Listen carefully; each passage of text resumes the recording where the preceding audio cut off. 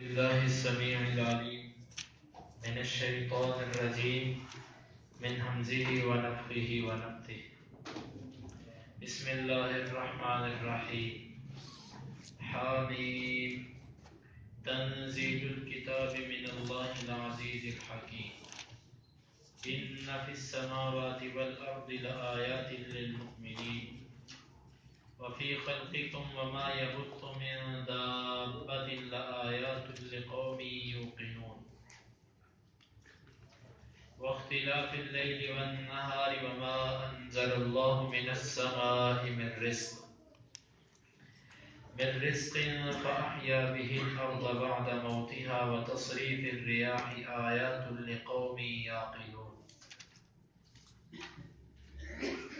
تلك آيات الله نتلوها عليك بالحق فبأي حديث بعد الله وآياته يؤمنون.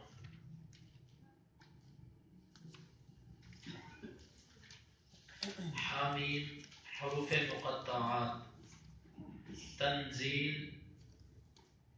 نازل کرنا ہے الکتاب کتاب کا، من سے اللہ اللہ، تنزیل الکتاب من اللہ نازل کرنا ہے اس کتاب کا اللہ کی طرف سے، العزیز جو غالب ہے، الحکیم حکمت والا ہے۔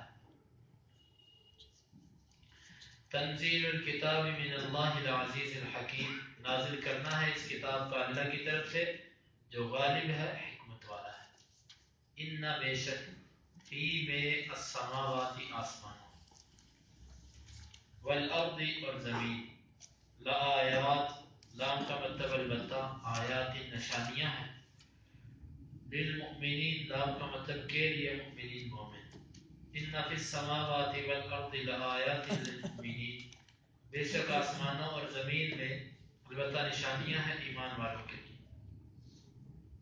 وفی او کا مطلب اور فی میں، خلقی پیدا کرنے کو تمہارے، وفی خلقکم اور تمہارے پیدا کرنے میں، وما اور اس چیز میں، یبث جو اس نے پھیلائے، من سے، دابۃ چوپائے،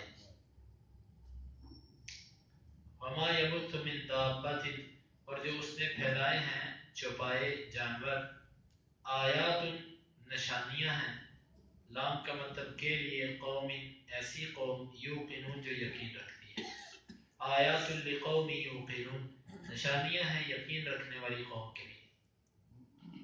واختلاف اور آنے جانے میں، مختلف ہونے میں، اللیل رات کے، والنہار اور دن کے، وما اور اس چیز میں، انزلہ جو نازل کیا اللہ اللہ نے، من سے السماء آسمان، من سے رزق رزق، وما انزل اللہ من السماء من رزق اور جو نازل کیا اللہ نے آسمانوں سے رزق، فاحیا فا کا مطلب بس، احیا اس نے زندہ کیا، با کا مطلب ساتھ ہی اس کے، بھی اس کے ساتھ، الارض زمین کو، فاحیا به الارض پس اس نے زندہ کیا اس سے زمین کو، بعد موتی موت ہاں اس کی، بعد موتی ہاں اس کی موت کے بعد، وتصریف اور پھیرنے میں، الریاح ہواؤں کے، لآیات آیات نشانیاں ہیں،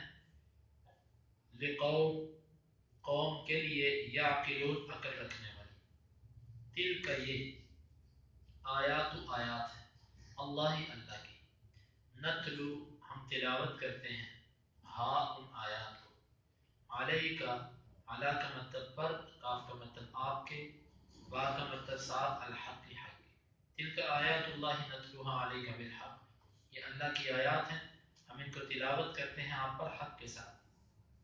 فبأی فا کا مطلب بس، با کا مطلب بأی ساتھ کس چیز کے، حدیث بات کے، بعد بات اللہ اللہ کے، فبأی حدیث بعد اللہ پس کس بات کے ساتھ اللہ کے بعد، وآیاتی اور نشانیاں ہی اس کی، یؤمنون و ایمان لائیں گے، پس کون سی بات پر اللہ کے بعد اور کون سی نشانیوں پر وہ ایمان لائیں گے، اور اس کی نشانیوں کے بعد وہ ایمان لائیں گے۔ نازل کرنا ہے تنزیل الکتاب من اللہ العزیز الحکیم، نازل کرنا ہے کتاب کا اللہ کی طرف سے جو غالب اور حکمت والا ہے۔ ان فی السماوات والارض لآیات للمؤمنین، بے شک آسمانوں اور زمین میں نشانیاں ہیں ایمان والوں کے لیے۔ وفی خلقکم وما یبث من دابہ، اور تمہارے پیدا کرنے میں اور اس چیز میں جو اس نے پھیلائی ہے چوپایوں سے۔ آیات لقوم یوقنون، یقین رکھنے والی قوم کے لیے نشانیاں ہیں۔ واختلاف اللیل والنہار، اور دن اور رات کے آنے جانے میں۔ وما انزل اللہ من السماء من رزق، اور جو نازل کیا اللہ نے آسمانوں سے رزق۔ فاحیا به الارض بعد موتها، بس اس نے زندہ کیا اس سے زمین کو اس کے مرنے کے بعد۔ وتصریف الریاح، اور ہواؤں کے پھیرنے میں۔ آیات لقوم یعقلون، عقل رکھنے والی قوم کے لیے نشانیاں ہیں۔ تلک آیات اللہ نتلوها علیک بالحق، یہ اللہ کی آیات ہیں، ہم تلاوت کرتے ہیں آپ پر حق کے ساتھ۔ فبأي حدیث بعد اللہ وآیاتہ یؤمنون، بس کس بات پر اللہ کے بعد اور اس کی نشانیوں کے بعد وہ ایمان لائیں گے۔ حامیم، یہ حروف مقطعات ہیں، ان کو حروف مقطعات اس لیے کہا جاتا ہے کہ ان کو کاٹ کاٹ کے پڑھا جاتا ہے۔ تنزیل الکتاب من اللہ العزیز الحکیم، اس آیت میں دو باتیں ہیں۔ ایک یہ کہ یہ کتاب محمد صلی اللہ علیہ وسلم کی تصنیف نہیں ہے، یہ ان کی لکھی ہوئی نہیں ہے، بلکہ یہ اللہ رب العزت کی طرف سے آئی ہوئی کتاب، کتاب کا حوالہ دینا مقصد ہے۔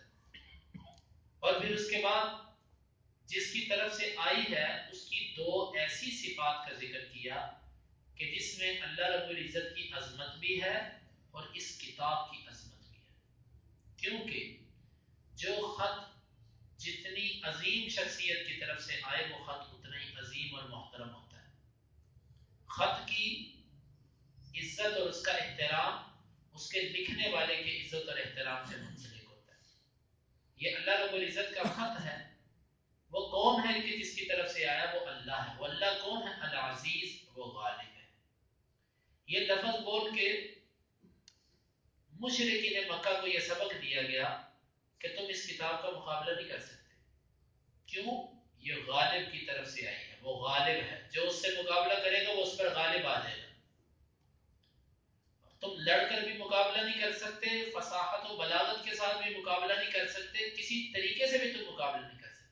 چنانچہ انہوں نے ہر طریقے سے قرآن کا مقابلہ کرنا چاہا، اپنی شعر و شاعری کا بھی زور لگا لیا اور تلوار کے ساتھ بھی اپنے آپ کو آزما لیا، اور قرآن کے خلاف پراپیگنڈا کر کے بھی دیکھ لیا، طرح طرح کے اس کے نام رکھ کر بھی دیکھ لیا، ہر طریقے سے انہوں نے مقابلہ کرنا چاہا لیکن وہ اس میں ناکام رہے۔ کیوں؟ یہ کتاب غالب کی طرف سے تھی اور یہ غالب آنے والی کتاب ہے۔ العزیز وہ غالب کی طرف سے، اور اس میں ہمیں بھی سبق ہے۔ ہمیں سبق یہ ہے کہ ہم اگر اس قرآن پر عمل نہیں کرتے تو اس میں اس کتاب کا یا اللہ کی شان میں کوئی کمی نہیں آنے لگی، ہم خود ہی اس پر اپنا نقصان کریں گے اس پر عمل نہ کر کے۔ الحکیم، اس میں دوسرا سبق یہ ہے کہ اللہ غالب تو ہے، اس کے پاس قوت تو ہے، لیکن اکثر یہ ہوتا ہے کہ جس کے پاس قوت ہوتی ہے وہ اس کا ناجائز استعمال بھی کرتا ہے۔ کسی بندے کو کرسی پہ بٹھا دو، پھر دیکھو کہ وہ لوگوں پر کیسے الٹے پلٹے احکامات جاری کرتا ہے، تم ایسے کر دو، تم ایسے کر دو، تو نے ایسے کیوں کیا، تیری کیا ضرورت، تو نے یہ کر دیا، اپنے آپ کو بھول جاتے ہیں۔ ہماری یہ مزاج ہے کہ تھوڑی سی طاقت آ جائے تو پھر فساد پیدا ہو جاتا ہے، لیکن اللہ غالب بھی ہے، اس کے پاس طاقت بھی ہے، الحکیم، اس کے باوجود اس کا ہر فیصلہ، اس کا ہر حکم وہ حکمت سے بھرا ہوا ہے۔ کوئی فیصلہ اس کا ظلم و جبر و استبداد والا نہیں ہے، بلکہ حکمت کے ساتھ ہیں اس کے سارے فیصلے۔ الحکیم کہہ کر اس قرآن کی عظمت کی طرف اشارہ کیا گیا کہ اس کے اندر جو احکامات ہیں ان میں حکمت ہے اور اس میں تمہارا فائدہ ہے۔ ان فی السماوات والارض لآیات للمؤمنین. عام طور پر قرآن مجید میں یہ کہا گیا ہے ان فی خلق السماوات، زمین و آسمان کے پیدا کرنے میں. یہاں پر فرمایا گیا ان فی السماوات والارض، آسمانوں اور زمین میں. مفسرین نے جو اس کی توجیحات لکھی ہیں وہ یہ ہیں کہ جب یہ کہا جاتا ہے کہ زمین و آسمان کے پیدا کرنے میں، پھر صرف اور صرف پیدا کرنے کا ذکر ہوا کہ پیدا کرنے میں اللہ کی نشانی ہے. لیکن جب یہ کہہ دیا گیا کہ زمین و آسمان میں اللہ کی نشانی ہے، پھر اس میں ہر چیز آ جاتی ہے، اس میں عموم ہے. اس میں زمین و آسمان کا پیدا کرنا بھی آ جاتا ہے، ان کی وسعت بھی آ جاتی ہے، اس کے رنگ بدلنے بھی آ جاتے ہیں، اور اس کے اندر اللہ تعالیٰ نے جو جو چیزیں رکھی ہیں وہ بھی آ جاتی ہیں. ہر چیز پھر اس میں آ جاتی ہے. گویا کہ اس میں بڑا وسیع مفہوم ہے. ان فی السماوات والارض لآیات للمؤمنین، مومنوں کے لیے نشانیاں ہیں. بھئی نشانیاں تو سب کے لیے ہیں، کوئی مومن ہے یا کافر ہے، سب کے لیے نشانیاں. لیکن مومنین کا ذکر اس لیے کیا کہ ان نشانیوں سے عبرت مومن ہی پکڑتا ہے، کافر ان سے عبرت نہیں پکڑتا، اس لیے کافر کا ذکر بھی نہیں کیا. مومن کا ذکر کیا، جو ان سے نشانی عبرت پکڑے وہ مومن، اور جو نہ پکڑے اس کے اندر ایمان نہیں ہے.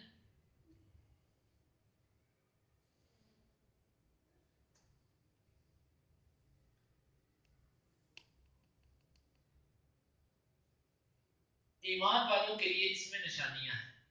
کس چیز پر نشانی ہے؟ نشانی اس بات پر کہ اللہ رب العزت ایک ہے، اللہ تعالیٰ موجود ہے. یہی چل رہا تھا اس وقت. مشرکین کے دو قسم کے گروہ تھے. ایک وہ تھا کہ جو دہریہ قسم کے لوگ تھے، جو یہ کہتے تھے کہ سب کچھ خود ہی بنا ہے، کوئی اللہ موجود نہیں ہے، سارا نظام کائنات کا خود ہی چل رہا ہے. ان کے لیے بھی نشانیاں ہیں کہ اتنی بڑی چیز جو اللہ رب العزت نے بنا دی، یہ خود بخود کیسے بن سکتی؟ تم چھوٹی سی چیز خود بخود نہیں بن سکتی، تو اتنا بڑا نظام خود کیسے بن گیا؟ ان کے لیے بھی نشانی. اور کچھ وہ تھے کہ جو کہتے تھے کہ اللہ بھی ہے اور بھی کئی پیدا کرنے والے ہیں.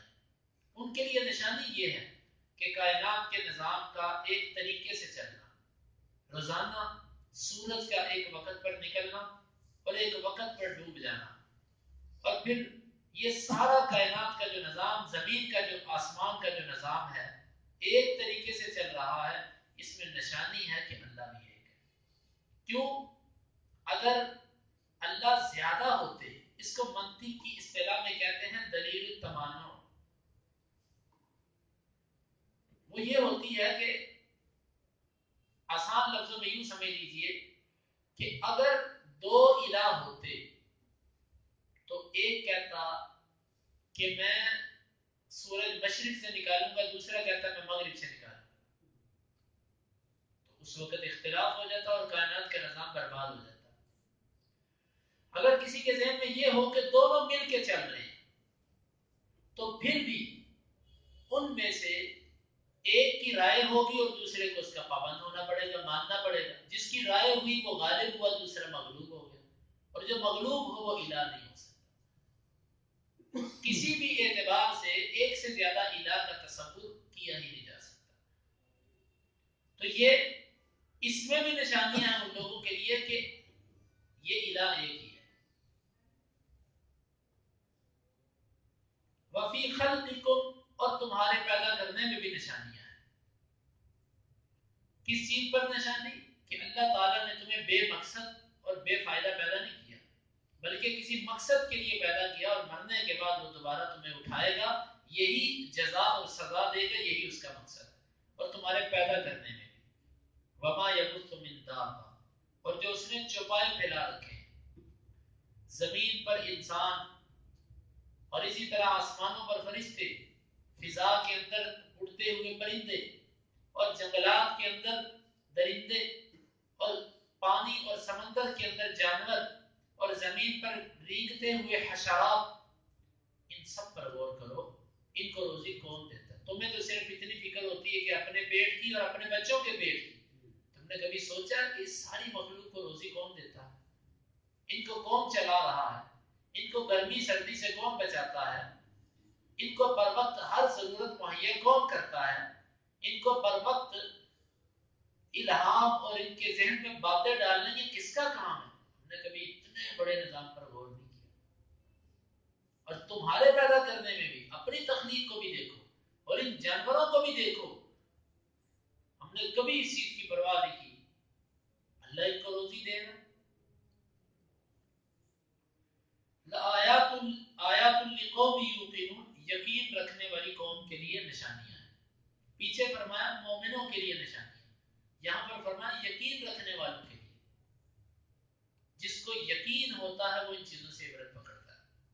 واختلاف اللیل والنہار، اور دن اور رات کے مختلف ہونے میں.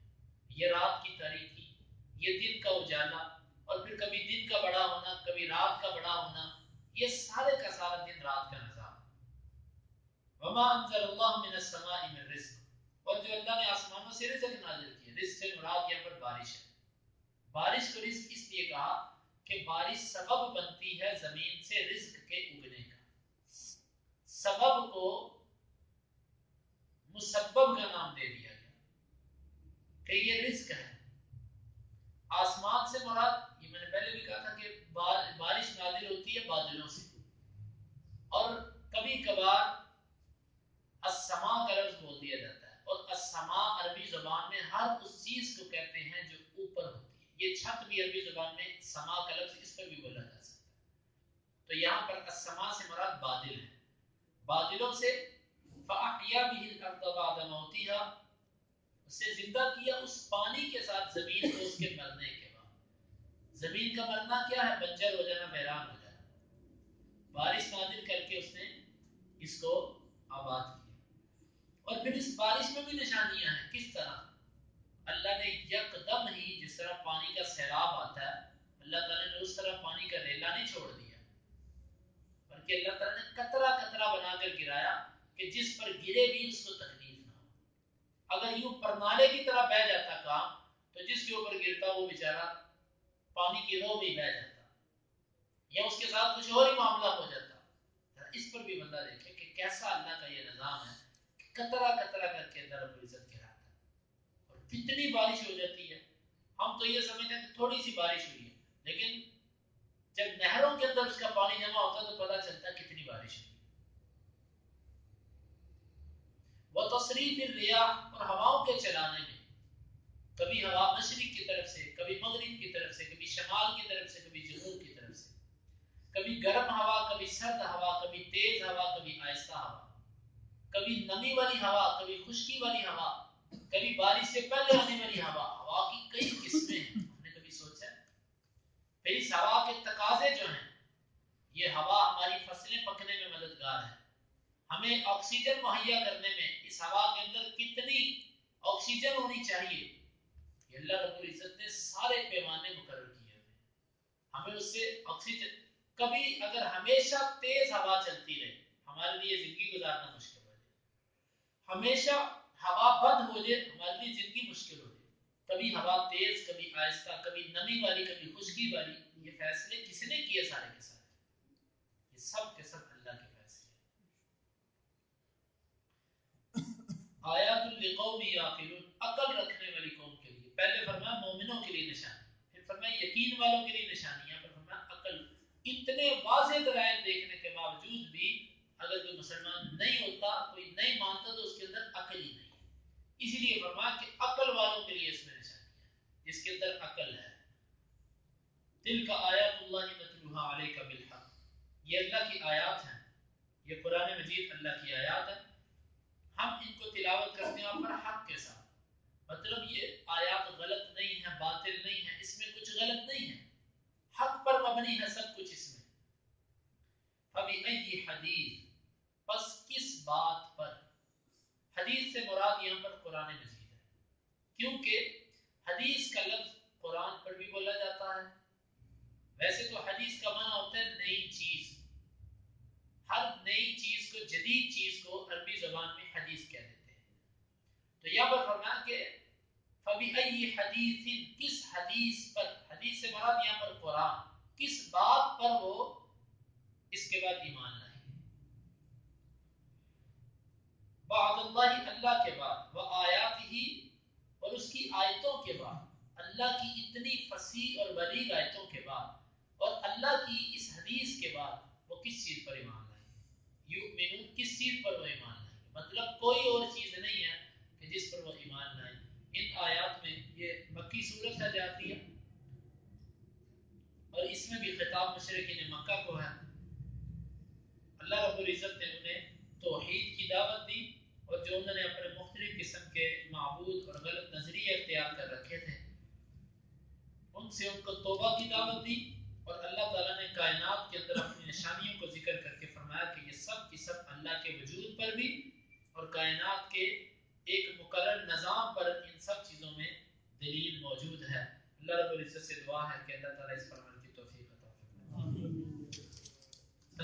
حامیم تنزیل الکتاب،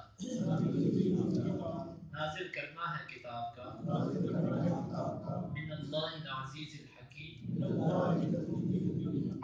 اللہ کی طرف سے جو غالب حکمت والا ہے۔ ان فی السماوات والارض، بے شک آسمانوں اور زمین میں، لآیات للمؤمنین، البتہ نشانیاں ہیں مومنوں کی،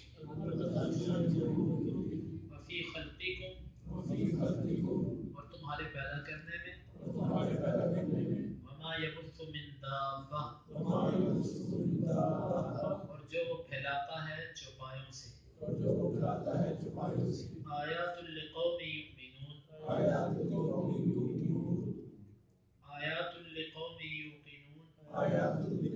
یوقنون، نشانیاں ہیں یقین رکھنے والی قوم کے لیے، واختلاف اللیل والنہار، اور دن اور رات کے مختلف ہونے میں، وما انزل اللہ من السماء، اور جو نازل کیا اللہ نے آسمانوں سے، من رزق، رزق سے، فاحیا به الارض، بس اس نے زندہ کیا اس سے زمین کو، بعد موتها، اس کی موت کے بعد، وتصریف الریاح، اور ہواؤں کے چلنے میں، آیات لقوم یعقلون، نشانیاں ہیں عقل والی قوم کے لیے، تلک آیات اللہ نتلوها علیک بالحق، یہ اللہ کی آیات ہیں، ہم تلاوت کرتے ہیں ان کو آپ پر حق کے ساتھ،